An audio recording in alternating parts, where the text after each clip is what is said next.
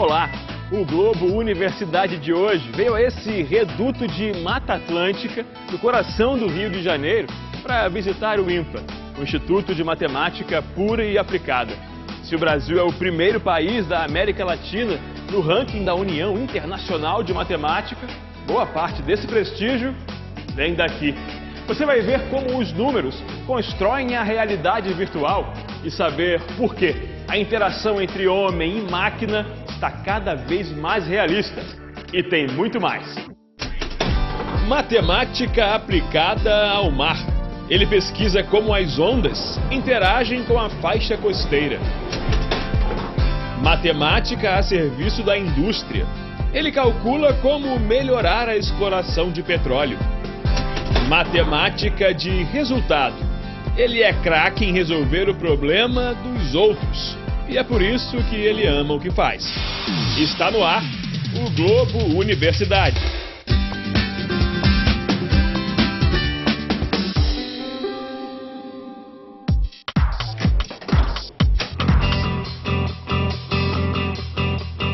Natureza e matemática convivendo, se conhecendo. Aqui se aprende e se ensina que toda forma tem uma fórmula que a representa. O INPA, o Instituto de Matemática Pura e Aplicada, é um dos mais prestigiados do mundo. Tem pós-graduação, nota máxima de acordo com a avaliação do governo federal. E não venha com aquele papo de que matemática é chata, não. Pode virar o disco. Repare só no que os números, as equações, são capazes de produzir. Um mundo paralelo. Realidade virtual. Acredite, a matemática pode fazer coisas que a gente nem calcula. Por exemplo, fazer as máquinas enxergarem como os nossos olhos enxergam, em 3 dimensões. Mas para ver como isso acontece, vamos entender como começa essa façanha tecnológica. Professor Luiz Velho, a matemática é uma ciência que está em tudo, até nos bastidores? Sim. Bem, André, deixa eu explicar um pouco o que a gente faz aqui no INPA. No nosso grupo, nós trabalhamos com matemática aplicada computacional. Então, a matemática aplicada computacional parte de problemas do mundo físico, ela modela esses problemas com métodos matemáticos e, para poder implementar no computador, nós usamos representações finitas que podem ser colocadas no computador para fazer simulações. Por exemplo, uma das áreas importantes da matemática e uma das teorias que nós usamos para poder fazer essa manipulação é a área de geometria projetiva. A área de geometria projetiva, essencialmente, ela dá conta de você transformar objetos de 3 dimensões em objetos de 2 dimensões que estão representados numa imagem. Parece complicado. E é. Mas na prática, pelo menos, tudo fica mais divertido. Este carro que você está vendo aí na tela só existe no mundo dos números, na realidade virtual.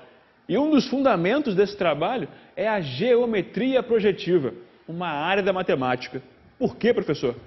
Sim, pelo seguinte, André, que nós temos aqui o modelo de um carro real, mas ele está no computador. E nós queremos simular a impressão de que esse modelo existe na realidade.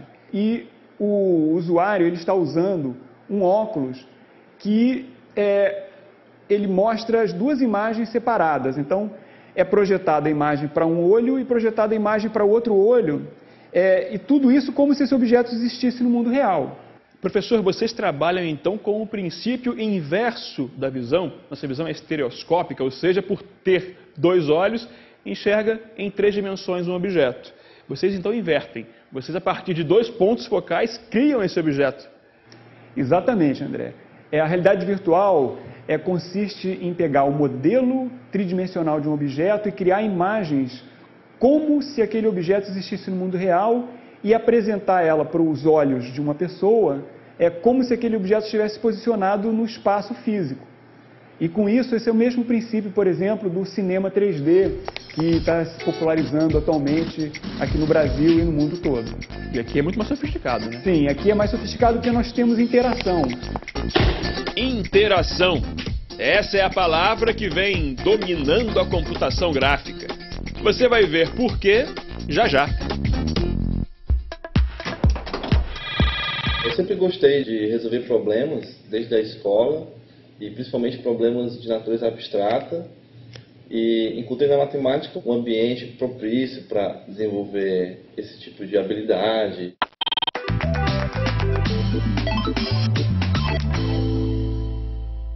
O meu nome é André Narbin, eu trabalho no Instituto de Matemática Pura e Aplicada, que é um instituto de pós-graduação em matemática. O projeto que eu venho desenvolvendo já há muito tempo se refere a ondas em regiões costeiras. Então as ondas que eu estudo são ondas tipo grandes distúrbios que são geradas em alto mar, então para lá daquelas ilhas. Então são ondas que viajam por centenas de quilômetros e que principalmente eu quero estudar essas ondas, esses grandes distúrbios que vêm do alto mar e começam a interagir com a topografia basicamente na plataforma continental, que é onde a profundidade do mar diminui abruptamente. E isso é centenas de quilômetros para lá. O meu projeto de pesquisa, ele se divide em, digamos, 3 partes. Tem uma que é montar essas equações, ou seja, entendendo um pouco da física do problema e com a minha formação de matemático, escrever equações que sejam simples para que o matemático consiga resolvê-la, nem que seja parcialmente, e, ao mesmo tempo, realista, que expresse o que está acontecendo na natureza. Um outro lado do projeto é tentar escrever algumas soluções, nem que aproximadas dessas ondas, para entender a dinâmica da onda do ponto de vista matemático. E a terceira componente é a parte computacional, que é fazer simulação no computador para entender melhor a teoria, para entender melhor a física do problema e para, inclusive, ilustrar o que está acontecendo. A importância desse projeto, do ponto de vista da sociedade, é que é matemática aplicada, ou seja, apontando para um problema de real interesse para a sociedade, ou seja, ondas em região costeiras se aplica desde a proteção ambiental, se aplica a entender como se desenhar um porto, um estuário, a interação da onda num estuário na saída de um rio, vários problemas dessa natureza. E do ponto de vista do matemático, o interesse é o avanço de equações diferenciais parciais, essas equações que é uma grande área da matemática e que essas ondas, esse tipo de problemas de ondas trazem problemas em equações diferenciais parciais muito interessantes e com novidades matemáticas. A câmera me vê assim, o computador assim. E eu estou aqui, jogando num ambiente virtual. Será que as máquinas podem produzir com perfeição os movimentos? Esse é um dos objetivos aqui do VisGraph, o Laboratório de Visão e Computação Gráfica do INPA. As câmeras aqui em cima captam os movimentos dos marcadores que estão aqui da minha mão. Os dados vão então para um computador. E depois o que acontece, Bruno? Então, essa informação ela chega no computador e a gente faz a integração da tecnologia de captura de movimento com a tecnologia de realidade virtual, que é o Panda 3D, que é a mesma tecnologia de realidade virtual utilizada nos brinquedos da Disney. E é divertido não só para quem usa esses brinquedos, como para quem desenvolve também. Professor Luiz Velho, e onde está a matemática nisso tudo? Bem, a matemática é a base que faz as coisas funcionarem, mas além da matemática, nós precisamos integrar toda essa teoria com a prática. Então, nós precisamos da arte para criar aplicações interessantes para diversas finalidades, como, por exemplo, ensino, entretenimento e outras aplicações dessa área de realidade virtual, realidade aumentada, em todas as áreas do conhecimento humano. Professor, essa ferramenta que nós vimos abre portas para uma série de outras coisas, inovações. Exatamente. Com essas ferramentas nós podemos criar mundos virtuais que são tão perfeitos que a pessoa se sente totalmente imersa. É o que a gente chama de imersão total. Então nós podemos ter num ambiente diversas simulações onde a pessoa está interagindo com um mundo que em parte é real e em parte é virtual. Isso integra com diversos tipos de aplicações. Por exemplo, é usado na indústria do petróleo, para você analisar poços de petróleo, analisar instalações de petróleo. Pode ser usado em biomatemática, para você estudar pesquisas com células e coisas assim. Então, a visualização junto com a realidade virtual aumentem muito o poder de ferramentas que a gente tem atualmente com o computador.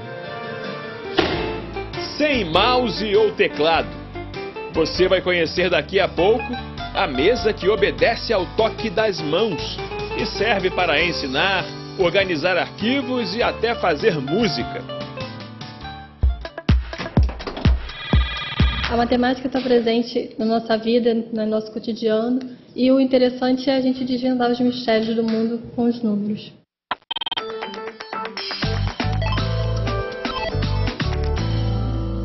Meu nome é Eduardo Abreu, eu sou pesquisador visitante da Agência Nacional do Petróleo, Gás e Biocombustíveis, ANP, aqui no INPA. O meu projeto é na área de matemática do petróleo, mais especificamente métodos computacionais para recuperação avançada de hidrocarbonetos em reservatórios petrolíferos. Ou seja, como desenvolver técnicas numéricas para aumentar a produção. O objetivo fundamental da matemática é encontrar a solução. No caso de reservatório de petróleo, é muito caro você fazer uma perfuração. Um poço pode chegar à ordem de milhões de dólares. Então você precisa injetar certos fluidos para recuperar esse petróleo ou para produzir esse petróleo. E esse modelo físico, né, essa dinâmica toda, é governada por equações. Então, com métodos numéricos, você pode desenvolver simuladores computacionais para fazer estudo e previsão. Você pode, então, estudar vários cenários, diferentes tipos de perfuração, diversos tipos de estratégia de injeção, e o objetivo sempre é o mesmo: maximizar a produção do petróleo. E aí você pode não apenas ter um cenário onde você recupere o máximo de petróleo, mas onde você polua menos, onde você agrida menos o meio ambiente. A missão desse robozinho é seguir em frente. E a minha é ajudá-lo. No jogo, eu vou usar essa mesa de interação, desenvolvida aqui no Visgraph, o Laboratório de Visão e Computação Gráfica do INPA. A mesa, que está acoplada a um computador, interpreta os movimentos das minhas mãos. Então, vamos lá. O jogo obedece às leis da física. Então, eu vou criar aqui um objeto no cenário.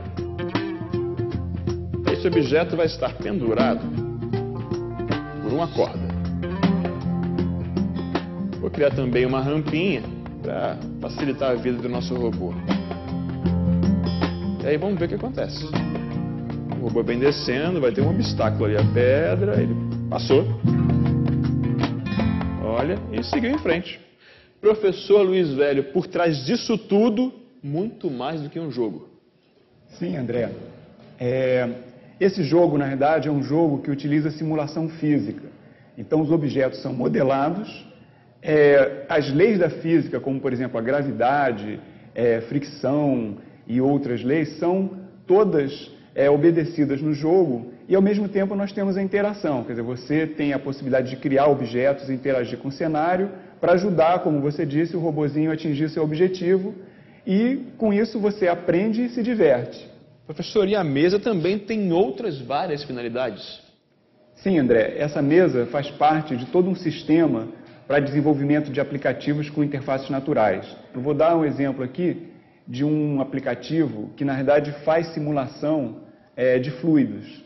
Então, imagine que nós temos uma câmara onde eu posso colocar ar e posso colocar partículas. Então, essa pecinha aqui, ela vai ser um dispensador de partículas. Então, você vê as partículas estão andando aqui e eu posso, com a minha mão, criar um movimento aqui do vento, exatamente. E aqui nós vemos o campo de velocidades que está movendo essas partículas. E eu, na medida que eu coloco essa pecinha em pontos diferentes, ela vai dispensando novas partículas. E nós temos aqui, na verdade, uma simulação física também só que nesse caso é uma simulação de fluidos. Então isso tem aplicações tanto em áreas como entretenimento, como jogos, como educação, até áreas, por exemplo, como petróleo, que você precisa simular certos fluidos, né? Num poço de petróleo, por exemplo.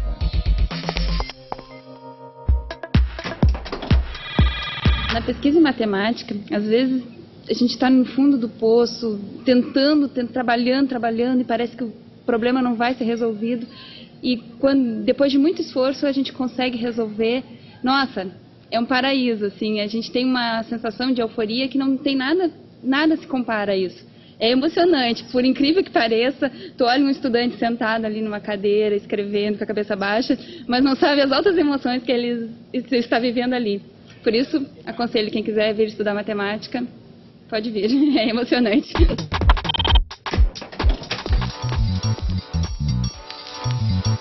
A tecnologia da mesa interativa tem várias finalidades, como nós vimos, mas também pode ser aplicada em diferentes meios. Por exemplo, o Marcelo faz doutorado aqui no INPA e desenvolveu a Blues Machine, a máquina do blues. Um programa que pode ser rodado na mesa, mas também no celular. Mostra pra gente, Marcelo, como é que funciona aí a máquina do blues.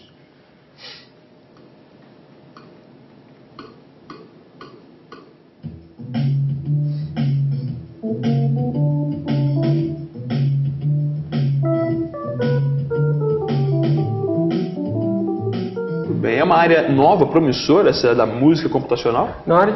Música computacional é muito antiga, praticamente começou quando os computadores começaram a serem feitos.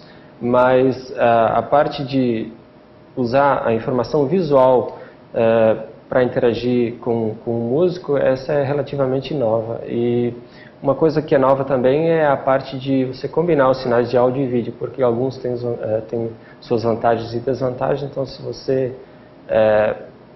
pega o melhor de cada sinal, isso pode melhorar o método de captação de características, por exemplo. Essa guitarra com vários marcadores é um outro projeto do Marcelo. Quer dizer, a ideia é botar a guitarra para tocar junto com o computador.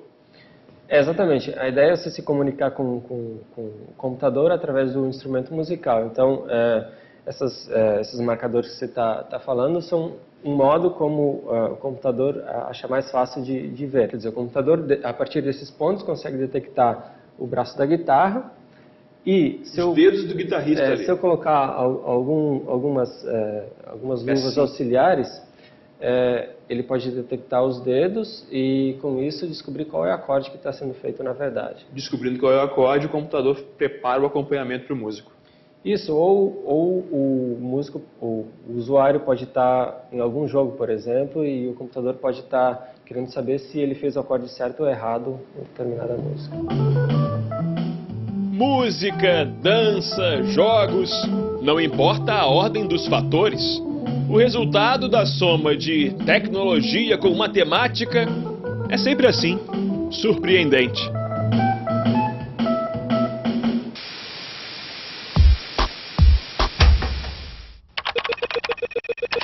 Se você gosta de matemática, procura fazer uma carreira aqui no Brasil. Há uma demanda muito grande. Normalmente ligado a um ensino universitário, mas há uma demanda também grande em setores empresarial. Finalmente, eu digo que é bom estar num centro que tenha essa magia do ambiente, que leva os estudantes a ficarem fascinados pelo que fazem. E esse é o segredo maior de uma boa instituição de pesquisa, um ambiente mágico.